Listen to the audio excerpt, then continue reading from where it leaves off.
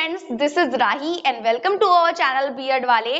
I hope आप सभी अच्छे होंगे। आज की इस वीडियो में हम डिस्कस करने वाले हैं मेजर्स ऑफ सेंट्रल टेंडेंसीज, यानी केंद्रीय प्रवृत्ति या केंद्रवर्ती मान क्या होता है, जो कि एक इंपॉर्टेंट टॉपिक है। चाहे हम बात करें एमजेपी आरयू के लिए, चाहे हम बात करें अदर यूनिवर्सिटीज के लिए, ये टॉपिक सभी ही यूनिवर्सिटी के लिए उतना ही इंपॉर्टेंट होता है। और ये टॉपिक असेसमेंट फॉर लर्निंग का है, जो कि बहुत ज्यादा बार जो है वो आया हुआ है।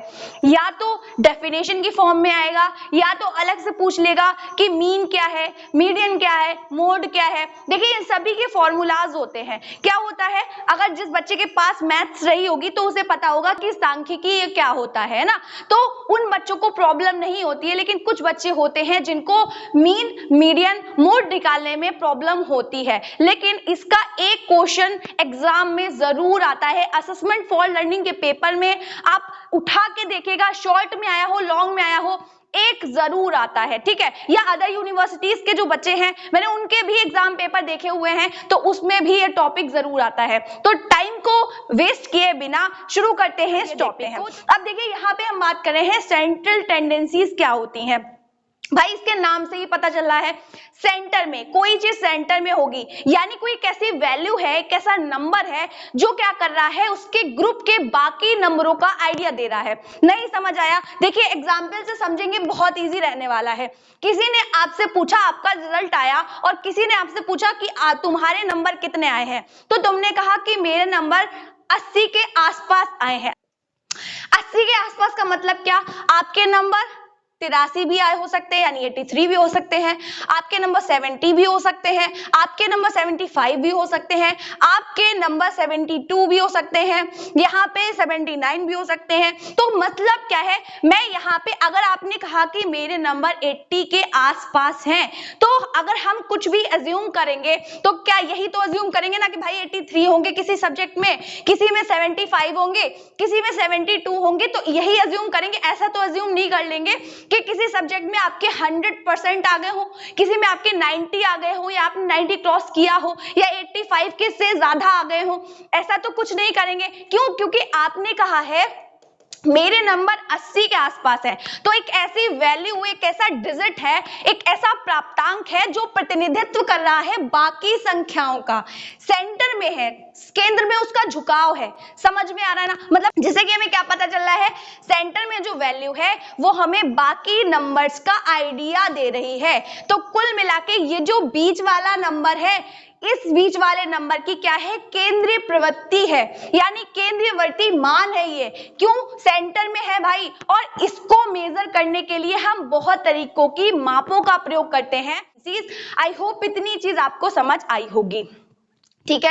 यानी हम अगर इसका मान निकालना चाहें, या सेंटर में जो ये नंबर है उसको हमें निकालना है, एक पूरा डाटा दिया गया है, अगर हमें उसकी सेंट्रल टेंडेंसीज निकाली है, केंद्रीयवर्ती मान या केंद्रीय प्रवृत्ति निकाली है, तो हम क्या करेंगे, हम इन तीन चीजों का यूज करते हैं, मध्यमान, मध्यांक या बहुलक। इसके अलग अलग फॉर्मूलाज होते हैं, उनको भी जानेंगे। उससे पहले हम फॉर्मल तरीके से केंद्रीय प्रवृत्ति या केंद्रवर्ती मान की डेफिनेशंस को देख लेते हैं, जिससे कि आपको एग्जाम में लिखने में कोई प्रॉब्लम ना हो, ठीक है। तो चलिए देखते हैं। अब यहाँ पे देखिए, यहाँ पे कह रहा है केंद्रवर्ती मान किसी संपूर्ण समूह का वह प्रतिनिधि प्राप्तांक होता है।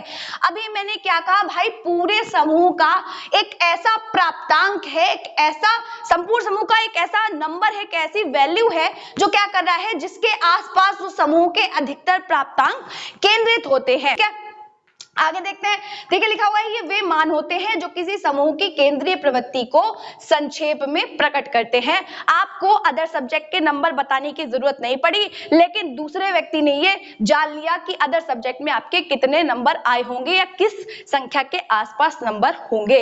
इतनी चीज समझ आई होगी। आगे देखते हैं, कह रहे हैं सर्वाधिक, या हम दूसरी लैंग्वेज में अगर समझे इसकी डेफिनेशन को, तो सर्वाधिक अंकों की मध्य में रहने की प्रवृत्ति पाई जाती है।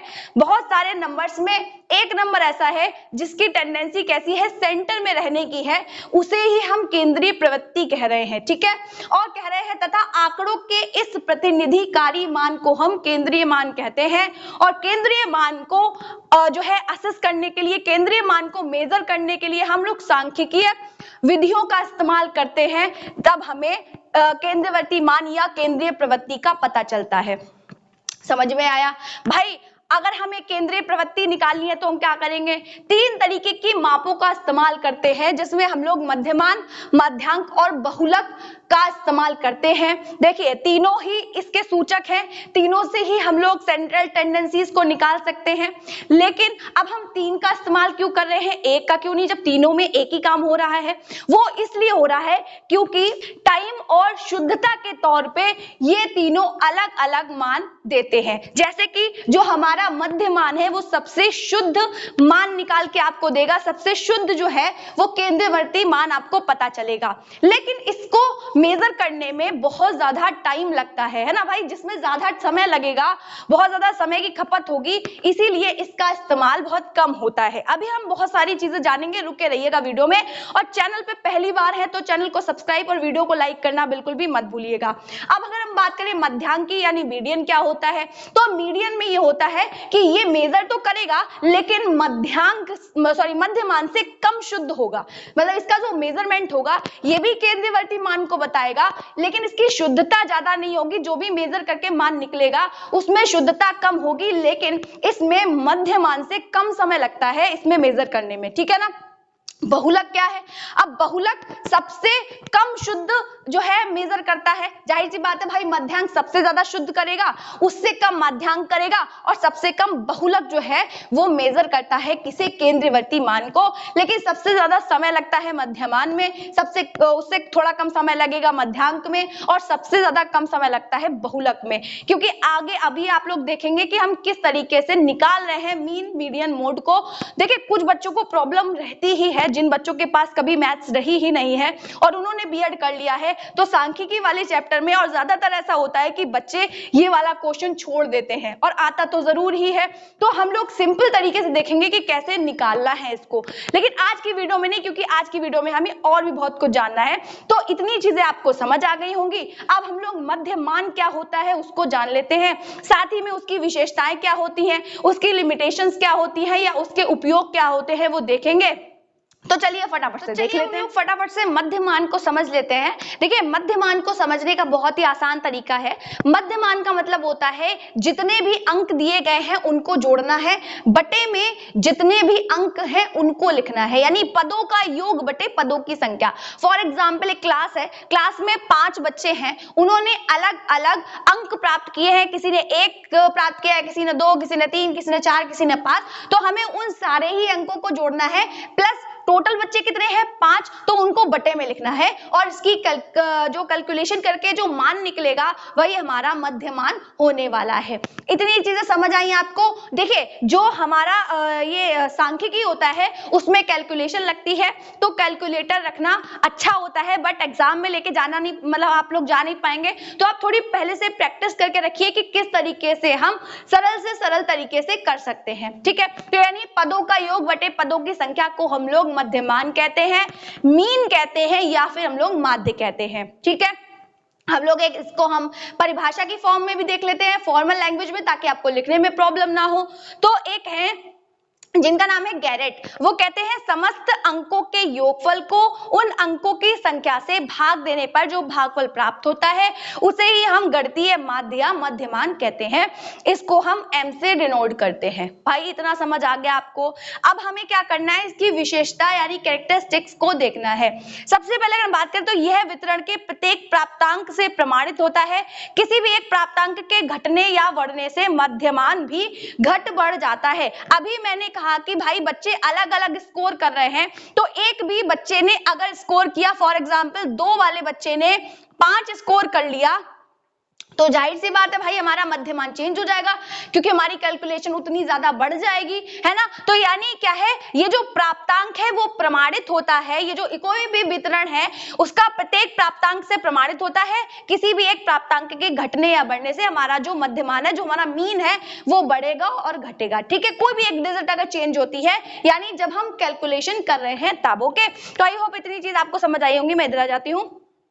अब देखिए दूसरा कह रहे हैं मध्यमान पर अंकगणित एवं बीजगणित के नियम लागू होते हैं, अतः अनुमानित सांख्यिकी की गणना के लिए यह बहुत ज्यादा उपयोगी है, ठीक है। तो ये चीज समझ आई होगी आपको। देखिए कह रहे हैं दिए हुए वितरण का संतुलन बिंदु सेंटर है, इसे धनात्मक और ऋणात्मक दोनों दशाओं में विचलन शून्य रहता है। क्यों भाई, इसमें क्या है, संतुलन बिंदु का मतलब सेंटर में है ये, इसीलिए कोई भी पॉजिटिव डिजिट होगी और माइनस डिजिट होगी विचलन में। अभी हम लोग प्रमाणित विचलन क्या होता है वो अलग वीडियो में समझेंगे, अभी इतना समझ लीजिए जो विचलन होता है उसमें मध्यमान शून्य रहता है, ठीक है ना। अगला देखें, तो ये जो हमारा मध्यमान है वो मीडियन और मोड से, यानी मध्यांक और बहुलक से शुद्ध माप देता है, ठीक है। मतलब जितना शुद्ध मीडियन और मोड नहीं दे पाएंगे उससे ज्यादा शुद्ध मध्यमान देता है। हालांकि ये भी उतना अच्छे से कैलकुलेट नहीं कर पाता है, लेकिन इन दोनों के मुकाबले इसकी मान को या इसकी माप को शुद्ध माना जाता है।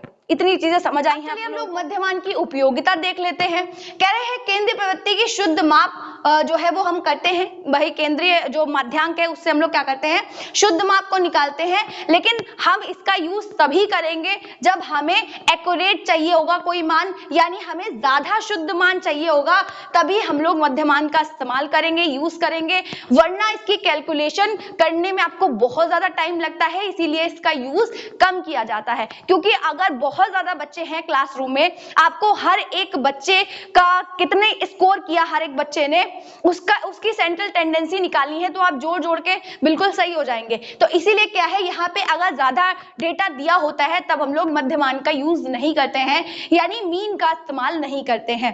यहाँ पे क्या हो रहा है, अगर हमें ज्यादा शुद्ध एक्यूरेट माप चाहिए है या मान चाहिए है, तब ही हम लोग मध्यमान का यानी मीन का यूज करते हैं। आई होप चीजें आपको समझ आ रही होंगी। अब देखिए बात कर रहे हैं जब वितरण के प्रत्येक अंक को महत्व देना हो, भाई जाहिर सी बात है जितने भी अंक हैं हम उन सभी को इंपॉर्टेंस दे रहे हैं, तभी हम मध्यमान का मीन का यूज कर रहे हैं। जब प्राप्तांक समान रूप से वितरित हो तभी हम लोग मध्यमान का यूज करेंगे। ये कह रहे हैं अगर सामान्य रूप से जो हमारा डेटा है वो नहीं दिया गया है तब हम लोग मध्यमान का यूज ना करें तो बढ़िया है।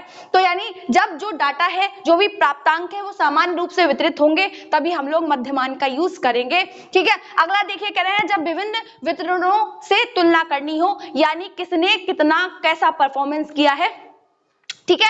तो हम कभी कई सारी चीजें जैसे प्रमाणित विचलन है, कोरिलेशन है, मानक है, बहुत सारी चीजें ऐसी होती हैं, अगर हमें उनको निकालना है तभी हम लोग मध्यमान का इस्तेमाल यूज करते हैं। इतनी चीजें आपको समझ आई होंगी। अब हम लोग सीमाओं को यानी लिमिटेशंस को देखेंगे कि हम इसका यूज कहाँ नहीं कर सकते हैं। देखिए कह रहे हैं किसी वितरण में अगर अधिक प्राप्तांक हैं, मैंने अभी कहा अगर बहुत ज्यादा संख्याएं दी हुई हैं तब हम लोग मध्यमान का यूज नहीं करेंगे। अभी देखिए असामान्य मतलब अगर ठीक से नहीं दी गई है संख्याएं, सीक्वेंस में नहीं दी गई है, या इधर उधर संख्याएं हैं, या कोई एक ऐसी संख्या जो पॉइंट में है, तो तब भी हम लोगों को मध्यमान का यूज नहीं करना है। कोई प्राप्तांक अगर छूट जाता है तो गणना ठीक नहीं हो पाती है, तो हमें हर एक स्टेप का ध्यान रखना होता है। प्राप्तांकों का सही प्रतिनिधित्व नहीं करता है, कहीं कहीं पे ऐसी मतलब गणना की गई है, ऐसा बताया गया है कि जो मध्यमान है वो भी एक्यूरेट हमें माप नहीं बताता है, ठीक है। मतलब पूरी तरीके से डिपेंड नहीं रह सकते हैं हम लोग। असंभव परिणाम कभी कभी एक ऐसी कैलकुलेशन दे देता है जो कि असंभव होती है, जैसे कि 41/2, ठीक है ना। तो 41/2 की क्या गणना है भाई, ये एक क्या है, विषम संख्या, और ये नीचे वाली एक सम संख्या है। तो आई होप आप लोगों को मध्यमान समझ आया होगा। अब हम लोग ये डिस्कस करेंगे कि मध्यांक क्या होता है। देखिए मध्यमान निकालना सीखेंगे अगली वीडियो में, अदरवाइज आप लोग कंफ्यूज हो जाएंगे। नेक्स्ट वीडियो में हम लोग मध्यांक कैसे निकालते हैं, मध्यमान कैसे निकालते हैं और बहुलक कैसे निकालते हैं, उन सारी ही चीजों को देखेंगे, और बहुत आसान होता है निकालना, तो हम लोग आराम से देखेंगे। इतनी चीजें समझ आ गई होंगी। अब हम लोग मध्यांक मध्यांक को देखते हैं। मध्यांक की विशेषताएं क्या है, उपयोगिता क्या है, कैरेक्टरिस्टिक्स क्या है, देन उसकी डेफिनेशन क्या है, वो सारी चीजें समझते हैं। तो चलिए मध्यांक को देख लेते हैं, यानी मीडियन क्या होता है। देखिए जो हमारा मध्यांक है उससे हम लोग क्या करते हैं, अगर आपको शुद्धता नहीं चाहिए, आपको विश्वसनीयता नहीं चाहिए है, तब क्या है आप मध्यांक का यानी मीडियन का यूज करते हैं। और यहाँ पे कोई भी विषम संख्या है उसको आसानी से, कोई भी मतलब ऐसा ग्रुप है, कोई भी आपके पास ऐसा डेटा है जो जिसमें विषम संख्याएं दी हुई हैं, तब अगर आप उसको कैलकुलेट करना चाहते हैं तो मध्यमान में आपको दिक्कत होगी, लेकिन मध्यांक आसानी से आपको उसकी गणना करके या माप निकाल के दे सकता है। और मध्यांक क्या है, हमेशा सेंटर में होता है। इसके आगे जो आधे प्राप्तांक होते हैं, इसके पीछे आधे प्राप्तांक होते हैं, और ये सेंटर में विद्यमान होता है। कौन, हमारा मध्यांक। ठीक है, तो फोर्ड क्या कहते हैं कि किसी मापनी पर मध्यांक वह बिंदु है जिसके ऊपर आधे प्राप्तांक होते हैं और जिसके नीचे आधे प्राप्तांक होते हैं। ये डेफिनेशन प्रॉपर तब समझ आएगी जब हम लोग मध्यांक निकालेंगे। ठीक है, अभी इतना समझ लीजिए कि जो हमारा मध्यांक होगा वो पूरी तरीके से शुद्ध माप नहीं देता है, और इसके आगे 50% जो भी नंबर हैं, आधे नंबर आगे होंगे, आधे नंबर पीछे होंगे, और सेंटर में हमारा मध्यांक होता है। ठीक है, इतनी चीजें समझ आई आपको। अब इसकी विशेषता जानते हैं। कह रहे हैं मध्यांक वितरण का मध्य बिंदु होता है, अतः वितरण के आधे प्राप्तांक इसके ऊपर आधे इसके नीचे होते हैं। ये आप इसकी विशेषता लिख सकते हैं। दूसरा क्या है, जब कोई भी वितरण में विषम संख्याएं होंगी या असामान्य होंगी, भाई मध्यमान में हम लोग गणना नहीं कर सकते असामान्य या विषम संख्याओं की। क्यों नहीं कर सकते, क्योंकि इसमें कैलकुलेशन ज्यादा लगेगी, है ना। लेकिन मध्यांक में प्रॉपर फॉर्मूलाज होते हैं, उससे आप आसानी से मध्यांक निकाल सकते हैं, किसी भी डेटा की सेंट्रल टेंडेंसी निकाल सकते हैं, केंद्रीय प्रवृत्ति निकाल सकते हैं। ठीक है, अब देखिए कह रहे हैं जब ग्राफ वितरण अपूर्ण या अंतिम छोर वाला होता है तब हम लोग मध्यांक का इस्तेमाल करते हैं, और इससे बहुत ही आसान तरीके से हमारी जो केंद्रवर्ती मान होता है वो निकल आता है। ठीक है, उपयोग की बात करें तो देखिए सबसे बड़ा उपयोग क्या है, अगर हमारे पास जो डेटा है वो विषम है तब भी ये कैलकुलेट करके दे रहा है, और इसमें ज्यादा समय नहीं लग रहा है मध्यमान की अपेक्षा। ठीक है, अगर देखें अगला, तो किसी वितरण में वास्तविक अगर हमें मध्य बिंदु निकालना है, सेंटर का बिंदु निकालना है, तब हमें मध्यांक का ही यूज करना होता है। वितरण अपूर्ण है तब भी मध्यांक का इस्तेमाल करेंगे, प्रॉपर डेटा आपके पास नहीं है, बहुलांक नहीं है, मतलब वास्तविक जो बहुलांक है अगर नहीं है तब भी आप मध्यांक का इस्तेमाल करेंगे। और अगर आपको पूरी शुद्धता या विश्वसनीयता नहीं चाहिए तब भी हम लोग मीडियन का ही इस्तेमाल करते हैं, यूज करते हैं। समझ में आ रहा होगा। कुछ लोग कह रहे होंगे कि सर के ऊपर से जा रहा है।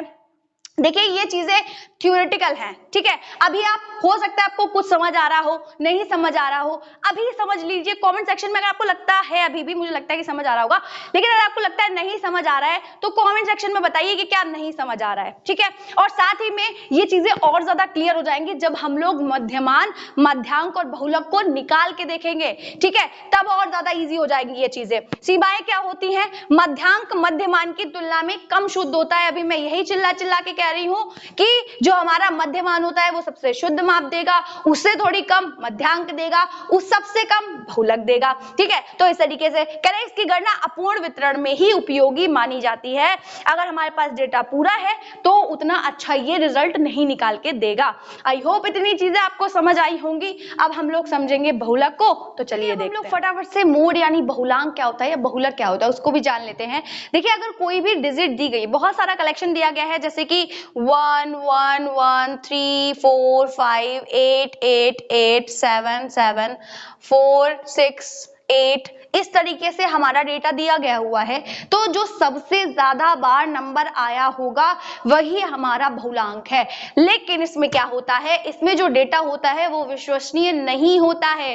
देखिए ये इजी तरीका है, हम लोग आसानी से बहुलांक को निकाल सकते हैं, लेकिन ये बिल्कुल शुद्ध तरीके से माप नहीं बताता है, या हम कह सकते हैं ये केंद्रवर्ती मान के लिए बना ही नहीं है। एक तरीके से तुक्के लगा रहे हैं, क्योंकि यहाँ पे बहुलांक एक से ज्यादा आ सकते हैं। जैसे कि अभी भाई 1 की संख्या भी 3 है, 8 की संख्या भी 3 है, तो यहाँ तो 2 बहुलांक आ गए। है ना। चलिए एक ऐसी कोई संख्या हो सकती है, मतलब ऐसा कोई डिजिट दिया हो, यहाँ से अगर मैं इसको हटा दूं, चलिए अब मैं आसानी से बहुलांक निकाल सकती हूँ, यानी 8 की संख्या सबसे ज्यादा है तो इसका जो बहुलांक होगा वो 8 होगा। लेकिन अगर यहाँ पे अभी 1 मैंने लिखा था तो इन दोनों की संख्या तो एक जैसी थी, ये भी 3 है ये भी 3 है, तो एक से ज्यादा बहुलांक आ रहे हैं, तो कुल मिला के ये शुद्ध माप नहीं देता है, ठीक है ना।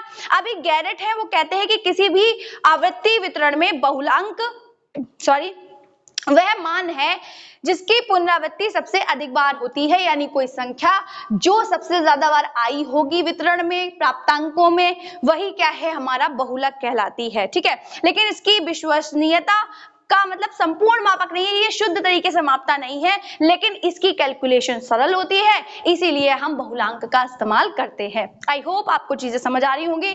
लिमिटेशन की बात करें तो केंद्रीय प्रवृत्ति के अन्य मापों की अपेक्षा यह कम शुद्ध माप है, यानी मध्यमान सबसे शुद्ध देगा, मध्यांक उससे थोड़ा कम देगा, बहुलक सबसे कम देगा। उपयोग देखें तो इसका यूज जो है वो हम तभी करते हैं जब हमें केवल निरीक्षण के बेसिस पे सेंट्रल टेंडेंसी पता करनी हो, ठीक है ना। अगला देखें तो सबसे ज्यादा ये फैशन के क्षेत्र में और उससे रिलेटेड कोई भी एरिया होगा उससे संबंधित समस्याओं के लिए ही हम यूज करते हैं। अगर आपने वितरण जो भी आपका है, जो भी आपका डेटा है उसमें कोई प्राप्तांक छूट गया है तब भी हम लोग बहुलांक का ही यूज करते हैं, ठीक है। इतनी चीजें आपको समझ आई होंगी, और अगर कोई चीज समझ नहीं आती है तो कमेंट सेक्शन में आप लोग बता सकते हैं। नेक्स्ट वीडियो में हम लोग इन तीनों को निकालना सीखेंगे कि हम किस तरीके से मध्यमान, मध्यांक और बहुलक निकाल सकते हैं, क्योंकि इसका एक क्वेश्चन जरूर आता है कि कैसे निकालते हैं मध्यांक, बहुलक या मध्यमान, ठीक है। आप लोगों को चीजें समझ आ गई होंगी, और अगर कोई भी चीज समझ नहीं आती है तो आप लोग कमेंट सेक्शन में आराम से बता सकते हैं, मैं कई बार बोल चुकी हूं। और अगर आप लोगों को वीडियोस अच्छी लगा करे तो वीडियो को लाइक और चैनल को सब्सक्राइब करना मत भूला करिए, लेकिन एक कमेंट जरूर करके जाया करिए, क्योंकि थोड़ा सा फीडबैक मिलता है तो नेक्स्ट वीडियो लाने में कोई प्रॉब्लम नहीं होती है, थोड़ा सा मतलब ऐसा ना रीइंफोर्स हो जाता है, तो कोई दिक्कत नहीं है।